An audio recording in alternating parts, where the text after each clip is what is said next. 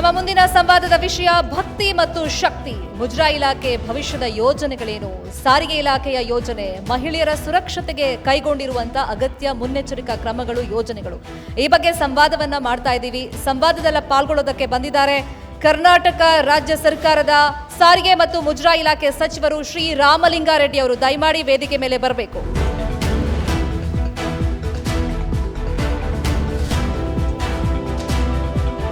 ಮತ್ತೊಮ್ಮೆ ಶ್ರೀಯುತ ರಾಮಲಿಂಗಾರೆಡ್ಡಿ ಅವರಿಗೆ ಅಜೆಂಡಾ ಕರ್ನಾಟಕ 2025 ಈ ಕಾರ್ಯಕ್ರಮಕ್ಕೆ ಪ್ರೀತಿಯ ಸ್ವಾಗತ.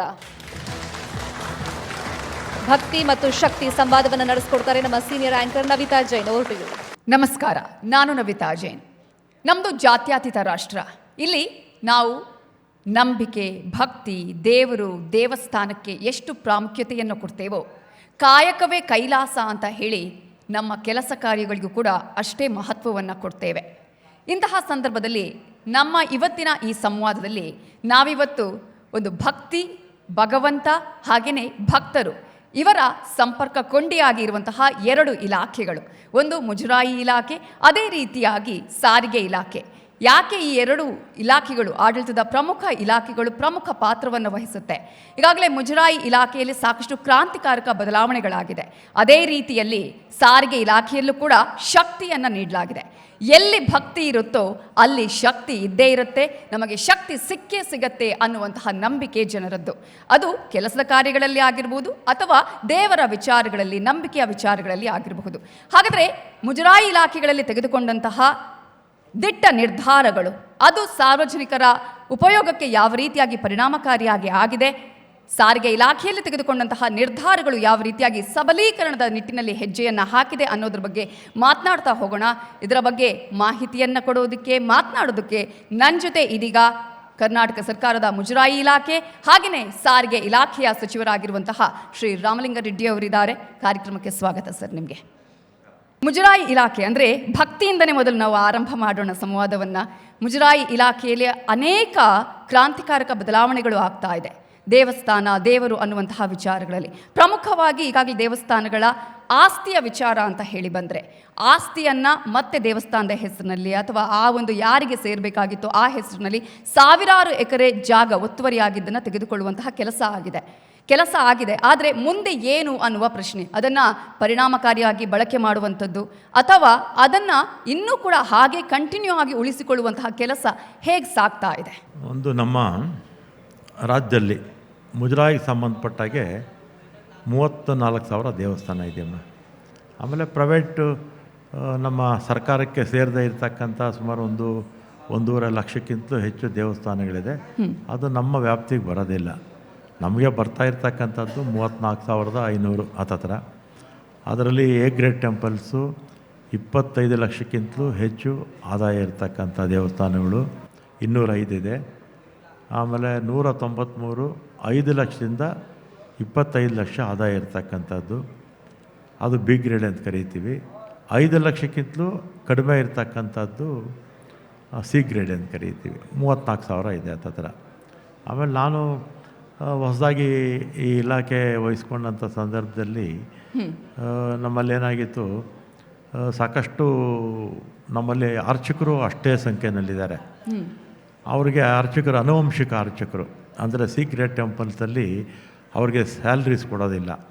ಅವ್ರಿಗೆ ತಸ್ತಿಕ್ ಅಂತ ನಾವು ಕೊಡ್ತೀವಿ.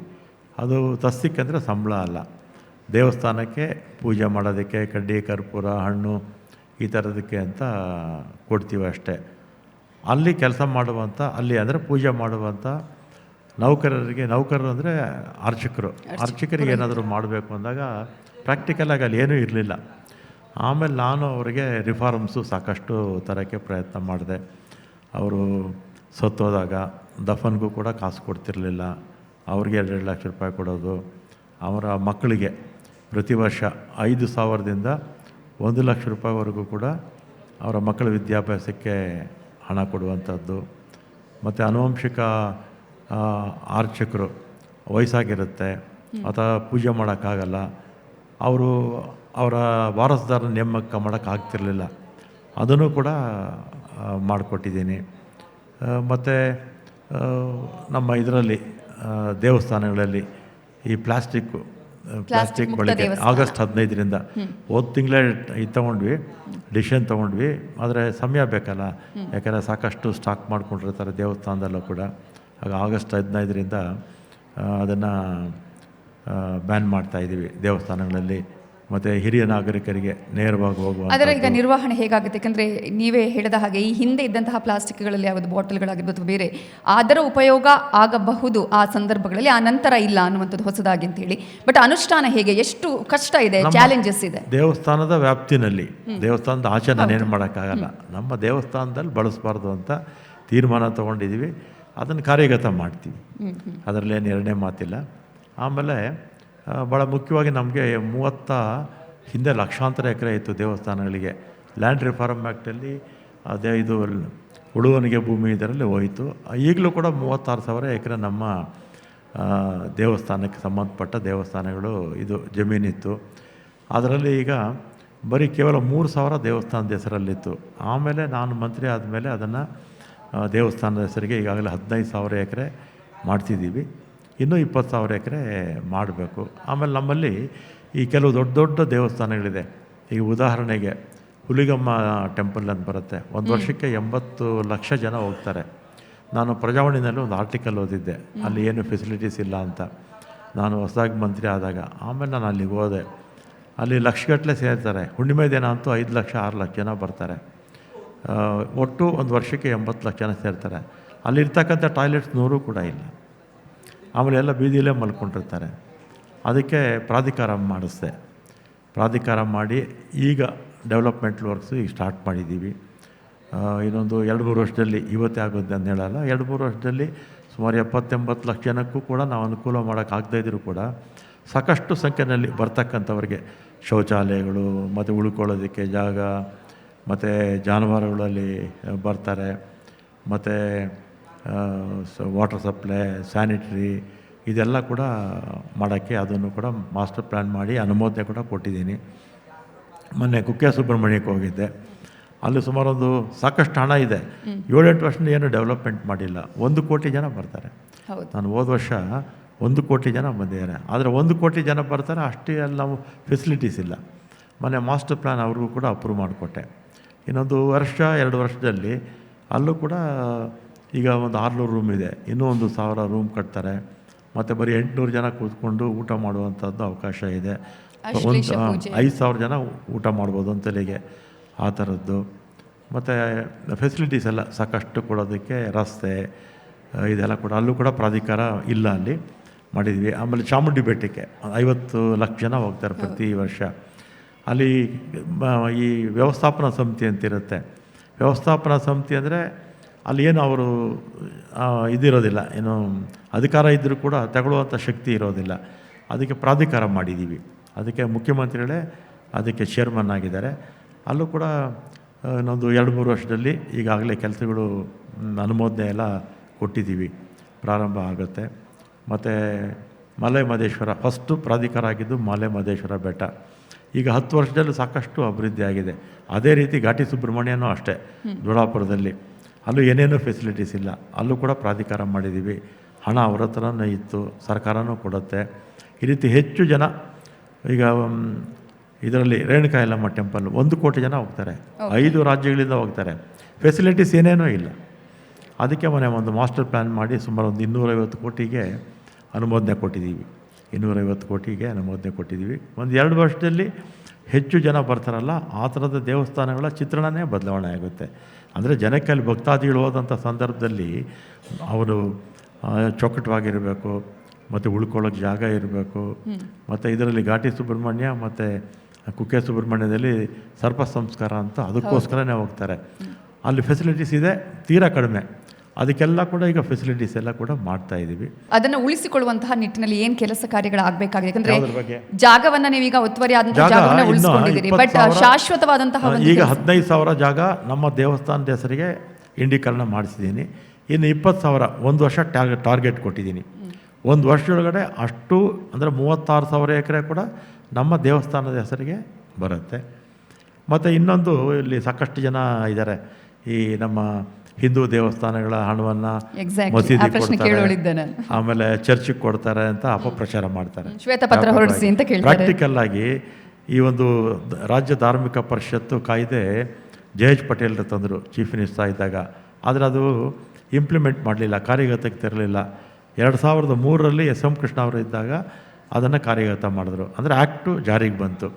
ಆ್ಯಕ್ಟ್ ಜಾರಿಗೆ ಬಂದ ಮೇಲೆ 2003ರಲ್ಲಿ ಒಂದು ದೇವಸ್ಥಾನದ ಹಣವನ್ನು ಇನ್ನೊಂದು ದೇವಸ್ಥಾನಕ್ಕೂ ಕೂಡ ಕೊಡೋಕ್ಕೆ ಬರೋದಿಲ್ಲ. ಆ ದೇವಸ್ಥಾನದ ಅಭಿವೃದ್ಧಿಗೆನೆ 205 A grade temples, 193 B grade temples, ಇಷ್ಟಕ್ಕೂ ಕೂಡ 398ಕ್ಕೆ ಒಬ್ಬ ಅಧ್ಯಕ್ಷರಿರ್ತಾರೆ, 8 ಜನ ಸದಸ್ಯರಿರ್ತಾರೆ. ಅವರು ಒಂದು ಸಪ್ರೇಟ್ ಗೌರ್ಮೆಂಟ್ ಇದ್ದಂಗೆ. ಆ 398 ದೇವಸ್ಥಾನಗಳು ಸಪ್ರೇಟ್ ಗೌರ್ಮೆಂಟ್ ಇದ್ದಾಗ ಅವ್ರಿಗೇನು ಹಣ ಬರುತ್ತೋ ಅವರೇ ಖರ್ಚು ಮಾಡ್ಕೋಬೇಕು. ಎಲ್ಲೂ ಬೇರೆ ಇನ್ನೊಂದು ದೇವಸ್ಥಾನಕ್ಕೂ ಕೂಡ ಅಧಿಕಾರ ಇಲ್ಲ ಅವರಿಗೆ. ಆದರೂ ಕೂಡ ವ್ಯಾಪಕವಾಗಿ ಅಪಪ್ರಚಾರ ಅಂತೂ ಸಾಕಷ್ಟು ಮಾಡ್ತಾ ಇರ್ತಾರೆ ಸೋಷಿಯಲ್ ಮೀಡಿಯಾದಲ್ಲಿ. ಆಮೇಲೆ ಒಂದು ಪಕ್ಷ ಹೋಗಲಾಡಿಸುವಂತಹ ಪ್ರಯತ್ನ ಹೇಗೆ ಮಾಡ್ತಾರೆ? ಒಂದು ಪಕ್ಷ ಅಂತೂ ಬ್ಯಾಕ್ ಇದು ವಿಷಯ ಮಾಡ್ತಾರೆ. ಒಂದು ದೇವಸ್ಥಾನದ ಹಣ ಇನ್ನೊಂದು ದೇವಸ್ಥಾನಕ್ಕೂ ಕೊಡದೇ ಇರತಕ್ಕಂಥ ಕಾನೂನಿದ್ದರೂ ಕೂಡ ಅಪಪ್ರಚಾರ ಅಂತೂ ಮಾಡ್ತಾರೆ. ಅದು ನಾನು ಬಂದಮೇಲೆ ಸ್ವಲ್ಪ ಅದನ್ನು ಎಕ್ಸ್ಪೋಸ್ ಮಾಡಿದ್ದೀನಿ, ಸಾಕಷ್ಟು ಎಕ್ಸ್ಪೋಸ್ ಮಾಡಿದ್ದೀನಿ. ಅಂದರೆ ಜನರಿಗೆ ಅದರ ಬಗ್ಗೆ ಅರಿವು ಮೂಡಿಸುವಂಥ ಕೆಲಸ ಒಂದು. ಇನ್ನೊಂದು ಕಡೆ ಅಂದರೆ ಪ್ರಾಮಾಣಿಕವಾಗಿ ಇಲ್ಲ, ಹೋಗ್ತಾ ಇಲ್ಲ ಅನ್ನೋದನ್ನು ತಿಳಿಸುವಂತಹ ಪ್ರಯತ್ನ ಹೇಗಾಗ್ತಾ ಇದೆ ಅಂತೇಳಿ. ಪ್ರಾಮಾಣಿಕವಾಗಿ ಆ ದೇವಸ್ಥಾನದ ಅಭಿವೃದ್ಧಿಗೇನೆ ಆ ದೇವಸ್ಥಾನದ ಹುಂಡಿಯ ಹಣ ಹೋಗುತ್ತೆ ಅನ್ನೋದನ್ನು ತಿಳಿಸುವಂತಹ ಕೆಲಸ. ಒಂದು ಪೈಸಾ ಕೂಡ ವೇಸ್ಟ್ ಆಗಲ್ಲ. ಆಮೇಲೆ ಯಾವತ್ತೂ ಕೂಡ ದೇವರ ದುಡ್ಡನ್ನು ನಮ್ಮ ವ್ಯವಸ್ಥಾಪನಾ ಸಮಿತಿಯಲ್ಲಿ ಇರ್ತಕ್ಕಂಥವರು, ನಮ್ಮ ಸರ್ಕಾರ ನೇಮಿಸಿರ್ಬೋದು ಅಥವಾ ಹಿಂದಿನ ಸರ್ಕಾರ ನೇಮಿಸಿರ್ಬೋದು, ಯಾರೂ ಕೂಡ ದುರ್ಬಳಕೆ ಮಾಡ್ಕೊಳ್ಳಲ್ಲ. ಯಾರೂ ಮಾಡ್ಕೊಳ್ಳಲ್ಲ. ದೇವಸ್ಥಾನ ಕಟ್ಟುವಾಗ ಪಬ್ಲಿಕ್ಕಿಂದ ಎಷ್ಟು ಬರುತ್ತೋ ಅಲ್ಲಿ ಸರ್ಕಾರದಿಂದ ನಾವು ಅಲ್ಲಿ ಸ್ವಲ್ಪ ಕಟ್ಟೋದಕ್ಕೆ ಎಲ್ಲ ಕೊಡ್ತೀವಿ, ಅದ್ರ 10ರಷ್ಟು ಜನನೇ ಹಾಕ್ಕೊಳ್ತಾರೆ. ಎಲ್ಲೂ ದುರುಪಯೋಗ ಆಗಲ್ಲ. ಈಗ ಧಾರ್ಮಿಕ ದತ್ತಿ ತಿದ್ದುಪಡಿ ಕಾಯ್ದೆ ಇನ್ನೂ ಕೂಡ ಅಂಗೀಕಾರ ಆಗಿಲ್ಲ. ಯಾವಾಗ ಕಾಯ್ದೆ ಜಾರಿಗೆ ಬರುವಂತಹ ಸಾಧ್ಯತೆ ಇದೆ ಇಲ್ಲಿ? ಧಾರ್ಮಿಕ ಒಂದು ತಿದ್ದುಪಡಿ ತಂದಿದ್ದ ಉದ್ದೇಶ ಏನು ಅಂದರೆ, ನಮ್ಮಲ್ಲಿ ಹತ್ತತ್ರ 40,000 ಅರ್ಚಕರಿರ್ತಾರೆ. ವಿಶೇಷವಾಗಿ ಅರ್ಚಕರಿಗೆ ಮತ್ತು ಸಿ ಗ್ರೇಡ್ ಟೆಂಪಲ್ಸ್ಗೆ ಸಹಾಯ ಮಾಡೋಣ ಅಂತ ತಿದ್ದುಪಡಿ ತಂದ್ವಿ. ಈಗ ಅರ್ಚಕರಿಗೆ ನನಗೇನೆಂದರೆ ಒಂದು 40,000 ಜನ ಇದ್ದಾರೆ, ಅವರಿಗೆ ಒಂದು 5 ಲಕ್ಷನ 10 ಲಕ್ಷನ ಇನ್ಶೂರೆನ್ಸ್ ಮಾಡಿಸೋಣ ಅಂತ. ಯಾಕೆಂದ್ರೆ ಪಾಪ ಸ್ಯಾಲ್ರೀಸ್ ಬರಲ್ಲ. ಸ್ವಸ್ತಿಕಂತ 72,000 ಕೊಡ್ತೀವಿ, ಅದು ಪೂಜೆಗೆ ಖರ್ಚಾಗುತ್ತೆ. ಒಂದು 5 ಲಕ್ಷನ 10 ಲಕ್ಷನ ಇನ್ಶೂರೆನ್ಸ್ ಮಾಡೋದಕ್ಕೆ ಒಂದು ವರ್ಷಕ್ಕೆ ಒಂದು 8-10 ಕೋಟಿ ಬೇಕಾಗುತ್ತೆ ಪ್ರೀಮಿಯಂ ಕಟ್ಟೋದಕ್ಕೆ. ಅರ್ಚಕರಿಗೆ ಮನೆ ಕಟ್ಟೋದಕ್ಕೆ, ಸೈಟ್ ಇದ್ದರೆ ಮನೆ ಕಟ್ಟೋದು ಅಥವಾ ಮನೆ ಇರ್ತಕ್ಕಂಥದ್ದನ್ನು ಎಕ್ಸ್ಪ್ಯಾಂಡ್ ಮಾಡ್ಕೊಳ್ಳೋದು ಅಥವಾ ರಿಪೇರಿ ಮಾಡ್ಕೊಳ್ಳೋದಕ್ಕೆ ಅವ್ರಿಗೆ ವರ್ಷಕ್ಕೆ 1,000 ಜನಕ್ಕೆ ಹೋಗೋಣ ಅಂತ ಅದಕ್ಕೆ ಹಣ ಬೇಕಾಗಿತ್ತು. ಅದಾದಮೇಲೆ ಅವ್ರ ಮಕ್ಕಳಿಗೆ ಸ್ಕಾಲರ್ಶಿಪ್ಗೆ ಅದೆಲ್ಲ ಒಂದು 5-6 ಕೋಟಿ ಬೇಕಾಗಿತ್ತು. ಅದಾದಮೇಲೆ ಸೀಕ್ರೆಟ್ ಟೆಂಪಲ್ಸು ವರ್ಷಕ್ಕೆ 1,000 ಸೀಕ್ರೆಟ್ ಟೆಂಪಲ್ಸ್ಗೆ ಒಂದು 3 ಲಕ್ಷನೋ 4 ಲಕ್ಷನೋ 5 ಲಕ್ಷನೋ ಕೊಟ್ಕೊಂಡೋದ್ರೆ ನಮಗೆಲ್ಲ ಮ್ಯಾಕ್ಸಿಮಮ್ ಆ ತಿದ್ದುಪಡಿಯಿಂದ ಒಂದು 60-70 ಕೋಟಿ ಬರ್ಬೋದು ಅಷ್ಟೇ.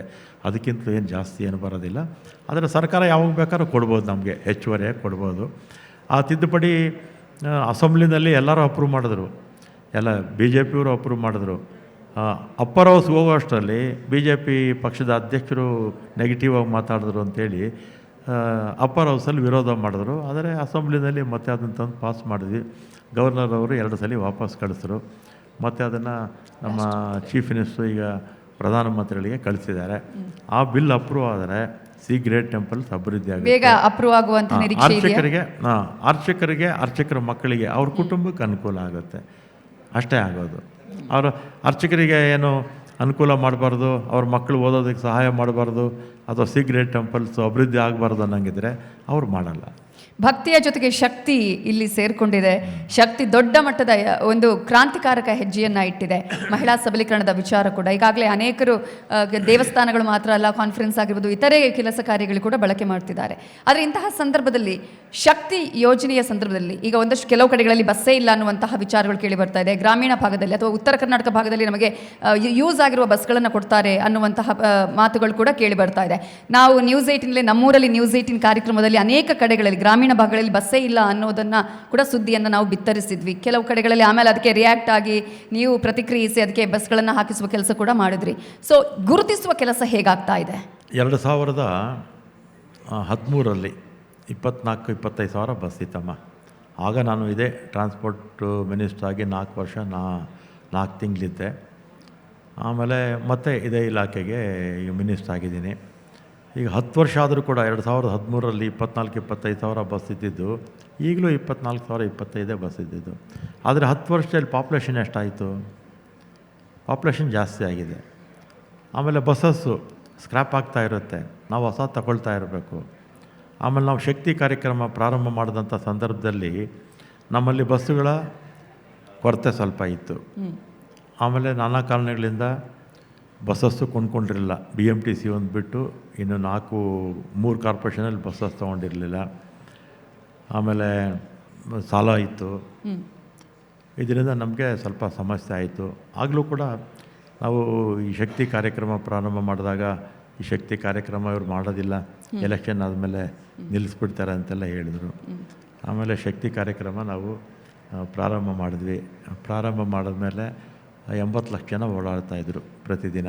ಈಗ 1 ಕೋಟಿಗಿಂತಲೂ ಹೆಚ್ಚು ಜನ ಓಡಾಡ್ತಾ ಇದ್ದಾರೆ. ಒಟ್ಟು ಇದುವರೆಗೂ ಕೂಡ 492 ಕೋಟಿ ಜನ ಮಹಿಳೆಯರು ನಮ್ಮ ಬಸ್ಸುಗಳಲ್ಲಿ ಪ್ರಯಾಣ ಮಾಡಿದ್ದಾರೆ. ಪ್ರಾರಂಭದಲ್ಲಿ ಸ್ವಲ್ಪ ತೊಡಕಿತ್ತು. ಆಮೇಲೆ ಈಗ ನಾನು ಬಂದ ಮೇಲೆ ಸುಮಾರು 5100 ಹೊಸ ಬಸ್ಸುಗಳನ್ನು ತೊಗೊಂಡಿದ್ದೀವಿ. ಆಮೇಲೆ ರಿಕ್ರೂಟ್ಮೆಂಟು ನಾನಾ ಕಾರಣದಿಂದ ನಿಂತೋಗಿತ್ತು. 2016ರಲ್ಲಿ ನಾನು ಇದೇ ಇಲಾಖೆ ಮಂತ್ರಿ ಆಗಿದ್ದಾಗ ರಿಕ್ರೂಟ್ಮೆಂಟ್ ಮಾಡಿದ್ದಿದ್ದು ಕೊನೆ. BMTC ಮಾತ್ರ 2018ರಲ್ಲಿ ಸ್ವಲ್ಪ ತೊಗೊಂಡಿದ್ರು. ಈಗ ಒಟ್ಟು ಈಗ 9000 ಜನ ರಿಕ್ರೂಟ್ಮೆಂಟ್ ಮಾಡಿದ್ದೀವಿ.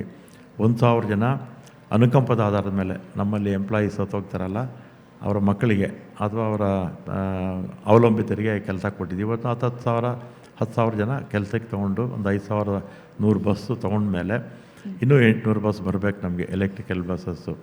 ಈಗ ಸಾಕಷ್ಟು ಸುಧಾರಣೆ ಆಗಿದೆ. ನಾವು ಮೊದಲು 1,62,000 ಶೆಡ್ಯೂಲ್ಸ್ ಮಾತ್ರ ಹೋಗ್ತಾ ಇತ್ತು. ಈಗ 22,000 ಶೆಡ್ಯೂಲ್ಸು ಜಾಸ್ತಿ ಮಾಡಿದ್ದೀವಿ. ಪ್ರಾರಂಭದಲ್ಲಿತ್ತು, ಶಾಲಾ ಮಕ್ಕಳಿಗೆ ತೊಂದರೆ ಆಯಿತು, ಅದೆಲ್ಲ ಆಯಿತು. ಈಗೆಲ್ಲ ಸುಧಾರಣೆ ಆಗಿದೆ, ಸಾಕಷ್ಟು ಸುಧಾರಣೆ ಆಗಿದೆ. ಓಕೆ, ಡ್ರೈವರ್ ಮತ್ತು ಕಂಡಕ್ಟರ್ಗಳಿಗೆ ಇನ್ಶೂರೆನ್ಸ್ ವ್ಯವಸ್ಥೆಯನ್ನು ಕೂಡ ಮಾಡಿದ್ದೀರಿ. ಈಗ ಇನ್ಶೂರೆನ್ಸು ಸಹಜವಾಗಿ ಅವ್ರಿಗೆ ಇದ್ದೇ ಇರುತ್ತೆ. ಆಮೇಲೆ ನಾವು ಬಂದಮೇಲೆ ಏನು ಮಾಡಿದ್ವಿ ಅಂದರೆ, ಆಕ್ಸಿಡೆಂಟ್ ಆಗಿ ನಮ್ಮ ಎಂಪ್ಲಾಯೀಸ್ ಯಾರನ್ನ ತೀರೋದ್ರೆ ಅವರಿಗೆ 1 ಕೋಟಿ ರೂಪಾಯಿ ಇನ್ಶೂರೆನ್ಸು. BMTCನಲ್ಲಿ 1.5 ಕೋಟಿ ಕೊಡ್ತೀನಿ ನಾವು. ಇವನ್ ಆಫ್ಲೈನು ಅಥವಾ ಇದು ಆಫ್ ಡ್ಯೂಟಿ ಅಥವಾ ಆನ್ ಡ್ಯೂಟಿ ಎರಡಕ್ಕೂ ಕೂಡ ಕೊಡ್ತೀವಿ. ಇವನ್ ಮಿಲ್ಟ್ರಿನಲ್ಲೂ ಕೊಡಲ್ಲ. ಮಿಲ್ಟ್ರಿನಲ್ಲಿ ಕೇವಲ 60 ಲಕ್ಷ ಕೊಡ್ತಾರೆ ಸರ್ವೀಸಲ್ಲಿದ್ದಾಗ ಸತ್ತರೆ. ಆ ಸರ್ವೀಸಲ್ಲಿದ್ದಾಗ ಅಂದರೆ ಕೆಲಸದಲ್ಲಿ ಇಲ್ಲದೇ ಇದ್ದಾಗ ಸತ್ತರೆ ಇನ್ನೂ ಕಡಿಮೆ ಕೊಡ್ತಾರೆ. ಆಮೇಲೆ ನಮ್ಮ ಎಂಪ್ಲಾಯೀಸು ಅಷ್ಟೇ, ಅವರು ತೀರೋದರೆ ಸರ್ವೀಸಲ್ಲಿದ್ದಾಗ ಮೊದಲು 2 ಲಕ್ಷ 3 ಲಕ್ಷಗೆಲ್ಲ ಕೊಡ್ತಾಯಿದ್ವಿ. ಈಗ ಅದನ್ನು 10 ಲಕ್ಷಕ್ಕೆ ಮಾಡಿದ್ದೀವಿ. ಇವನ್ ನಮ್ಮ ಬಸ್ಸಿಂದ ಅಪಘಾತ ಆದಂಥ ಸಂದರ್ಭದಲ್ಲಿ ಒಂದು 25,000 ಕೊಟ್ಟು ನೀವು ಕೋರ್ಟ್ಗೆ ಹೋಗಿ ಕ್ಲೈಮ್ ಮಾಡಿ ಅಂತ ಹೇಳ್ತಾಯಿದ್ರು. ಈಗ ಅವ್ರಿಗೂ ಕೂಡ 10 ಲಕ್ಷ ಕೊಡ್ತೀವಿ. ಆಮೇಲೆ ಮಕ್ಕಳಿಗೆ ಸ್ಕಾಲರ್ಶಿಪ್ಪು, ಆಮೇಲೆ ಹೆಲ್ತು ಫ್ರೀ ಚೆಕಪ್ ಮಾಡಿದ್ದೀವಿ. ನಮ್ಮ 650 ರೂಪಾಯಿ ಕೊಟ್ಟರೆ ನಮ್ಮ ಎಂಪ್ಲಾಯೀಸು 1 ವರ್ಷಕ್ಕೆ 8,000 ಆಗುತ್ತೆ. 8,000 ಆದರೆ ಅವರು ಗಂಡ ಹೆಂಡತಿ ತಂದೆ ತಾಯಿ ಮಕ್ಕಳಿಗೆ ಅಷ್ಟು ಜನಕ್ಕೆ 350 ಜನ ಜೊತೆ ಹಾಸ್ಪಿಟಲ್ಸಲ್ಲಿ ಒಡಂಬಡಿಕೆ ಮಾಡ್ಕೊಂಡಿದ್ದೀವಿ. ಕ್ಯಾಶ್ಲೆಸ್ ಚಿಕಿತ್ಸೆ ಸಿಗುತ್ತೆ. ಓಕೆ, ಭಕ್ತಿ ಮತ್ತು ಶಕ್ತಿಯ ಮೂಲಕ ರಾಜ್ಯದ ಜನರಿಗೆ ಅದರ ಉಪಯೋಗ ಆಗುವಂತಹ ನಿಟ್ಟಿನಲ್ಲಿ ಕ್ರಾಂತಿಕಾರಕ ಹೆಜ್ಜೆಗಳನ್ನು ಇಡ್ತಾ ಇದ್ದೀರಿ. ಅದರ ಉಪಯೋಗ ಜನರಿಗೆ ಸಿಗಲಿ ಅಂತ ಆಶಿಸ್ತೇವೆ. ಥ್ಯಾಂಕ್ ಯು ಸೋ ಮಚ್ ನಮ್ಮ ಇವತ್ತಿನ ಈ ಸಂವಾದದಲ್ಲಿ ಪಾಲ್ಗೊಂಡಿದ್ದಕ್ಕಾಗಿ ರಾಮಲಿಂಗಾರೆಡ್ಡಿ ಅವರು. ಕರ್ನಾಟಕ ಸರ್ಕಾರದ ಸಾರಿಗೆ ಮತ್ತು ಮುಜರಾಯಿ ಇಲಾಖೆ ಸಚಿವರಿಗೆ ಧನ್ಯವಾದವನ್ನು ತಿಳಿಸುವಂತ ಸಮಯ.